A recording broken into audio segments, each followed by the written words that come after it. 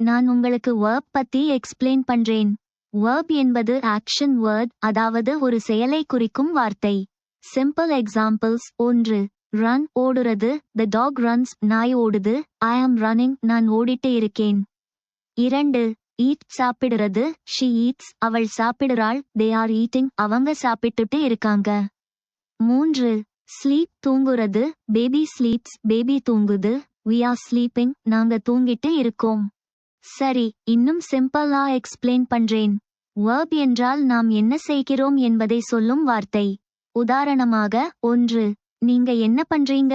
நான் சாப்பிடறேன், eat, இது verb. நான் தூங்குறேன், sleep, இது verb. நான் விளையாடுறேன், play, இது verb.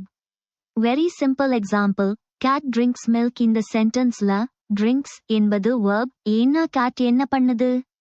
குடிக்குது. try this. இந்த சென்டென்ஸ்ல verb எது? The bird flies in the sky. நீங்க சொல்லுங்க, bird என்ன பண்ணுது? இப்போ புரிஞ்சதா? உங்களுக்கு இன்னும் டவுட்ஸ் இருந்தா கேளுங்க.